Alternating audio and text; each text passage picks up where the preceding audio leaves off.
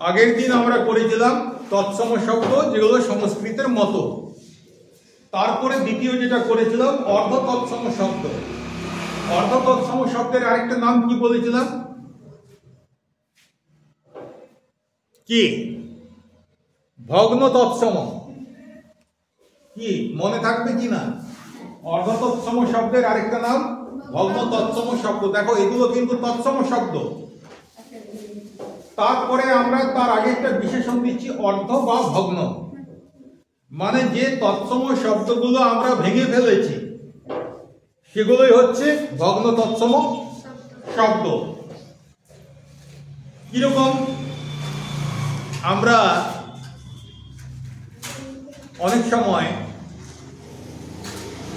বিশ্রী, বিশ্রী এটাকে বলি বিচ্ছিরি।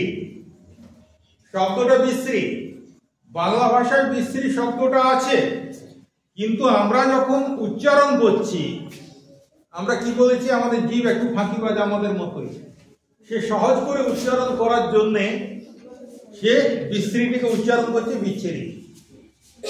তাহলে এখানে সংস্কৃত শব্দটা সরাসরি আমরা বিকৃত করছি, তাই তো? এইগুলো হচ্ছে ভগ্ন তৎসম শব্দ। যেমন সূর্য, আমরা বলি সূর্যি মামা।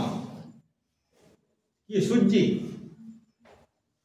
শব্দটা তো সূর্য, কিন্তু আমরা ওটাকে বিকৃত করে উচ্চারণ করছি সূর্যি।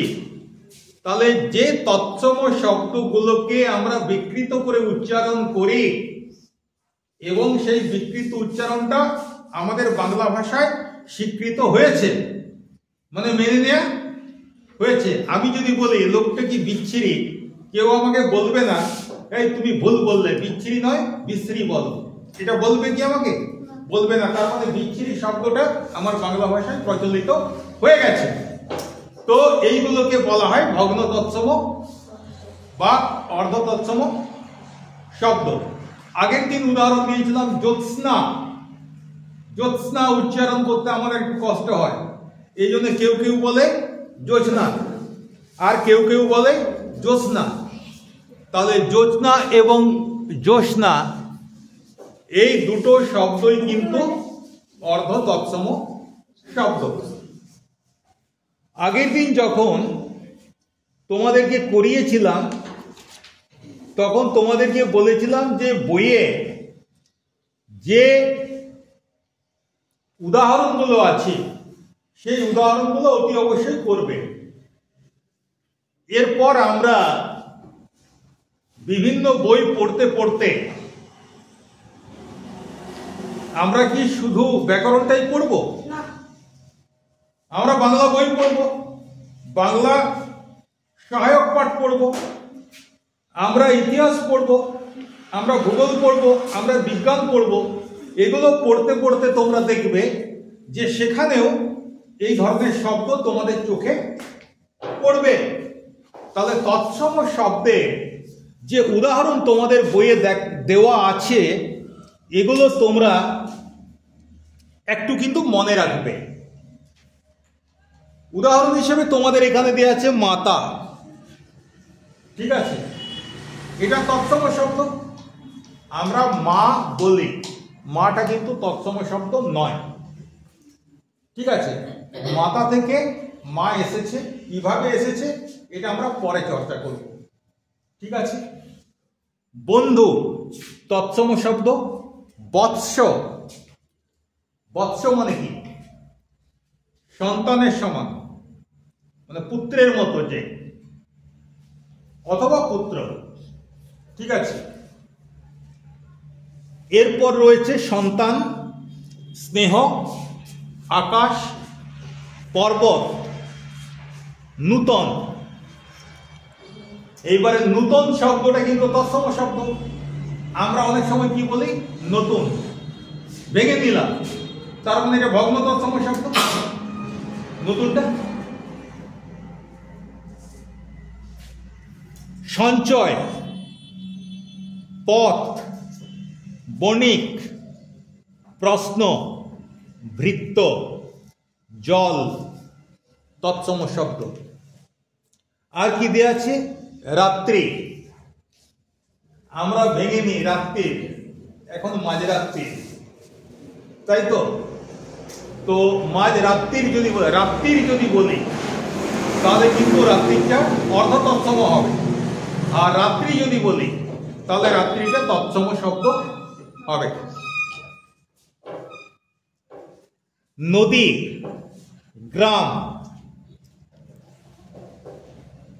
অনেককে অশিক্ষিত লোকেরা, বিশেষ করে যারা লেখাপড়া শেখার সুযোগ পায়নি, তারা গ্রামকে বলে গেরাম। ঠিক আছে? তাহলে গ্রামটা তৎসম শব্দ, গেরামটা কি শব্দ? অর্ধ তৎসম শব্দ। এরপর রয়েছে বর্ষা, নৌকা, বৃক্ষ মানে বৃক্ষ, বন, পত্র। পত্রটা তৎসম শব্দ, পাতা তৎসম নয়। ঠিক আছে? ওটা অন্য শব্দ, ওটা পরে তোমাদেরকে বোঝাবো। পত্র তৎসম শব্দ, পত্র থেকে পাতা এসেছে, কিন্তু পাতাটা তৎসম শব্দ নয়, আবার অর্ধ তৎসমও নয়। পত্রকে যদি অর্ধ তৎসম করি তাহলে পত্তর। হ্যাঁ রে, চিঠি পত্তর কিছু এলো, পত্র না বলে পত্তর, তখন ওটা হয়ে যাচ্ছে ভগ্ন তৎসম। এরপর রয়েছে দিক, ভূমি। ভূমি থেকে আমরা ভুঁই বলি। ঠিক আছে? ভুঁইটা তৎসমও নয়, অর্ধ তৎসমও নয়। ওটা কি, ওটা পরে বলবো, আজকে ওটাই চর্চা করব। এরপর হচ্ছে সভা, রেন, স্ত্রী। হ্যাঁ, স্ত্রীটা তৎসম শব্দ, আর স্ত্রীকে অনেকে বলে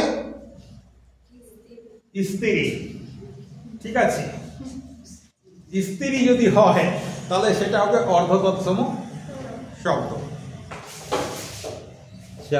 তারপর ব্যক্তি, ছাত্র, শিক্ষা, সাগর, মানব, বজ্র, মধু।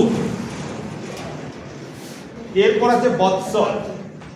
বৎসরটা তৎসম শব্দ, কিন্তু আমরা অনেক সময় বলি বছর। হ্যাঁ, আসছে বছর, আবার হবে। এই যে বছর, বছরটা হচ্ছে অর্ধ তৎসম শব্দ।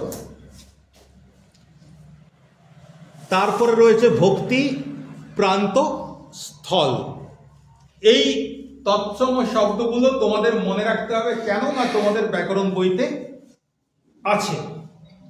এর বাইরেও হাজার হাজার তৎসম শব্দ আমরা ব্যবহার করি।